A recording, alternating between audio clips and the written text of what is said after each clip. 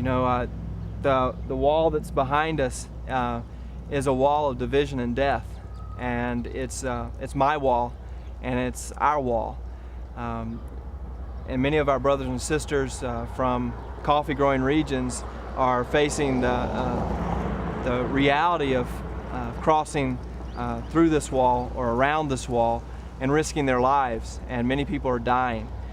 Just Coffee is one way in which we can participate and allow folks not to have to make the choice to run the gauntlet. One gentleman, Eduardo Perez Verdugo, had come up in '98 after the floods in Chiapas, and was coming up just to make enough money to rebuild his home and rebuild the church building in his community of Buena Vista. And he crossed the border and had a horrible experience. He was beaten by a border patrol.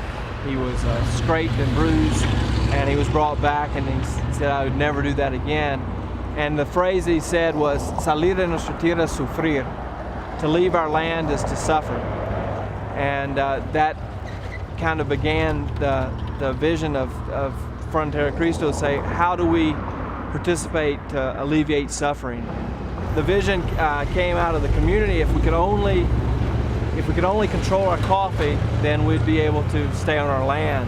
And that's when our ministry began in conversation with them, looking at ways to make that dream a reality. And so we began in conversation with the farmers here who had migrated, and they contacted the folks who'd stayed behind in their community of Salvador Urbina. And for about 4 months they talked about, would it be possible to set up a roasting facility here in Agua Prieta that the farmers that had migrated would run, and the coffee would be shipped from the coffee farming community.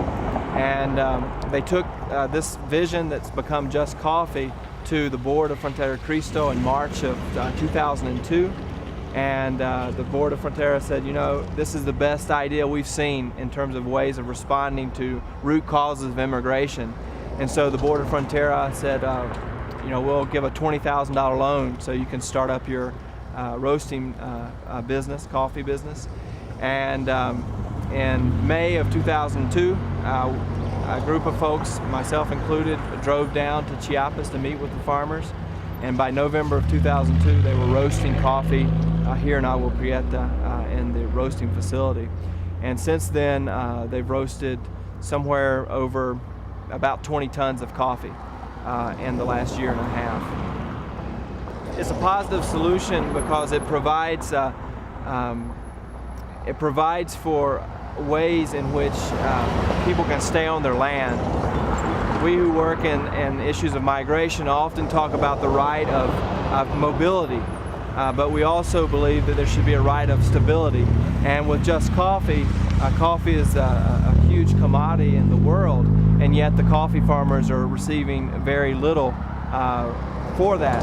But with Just Coffee, the farmers are able to receive all the benefits of the sweat of their labor.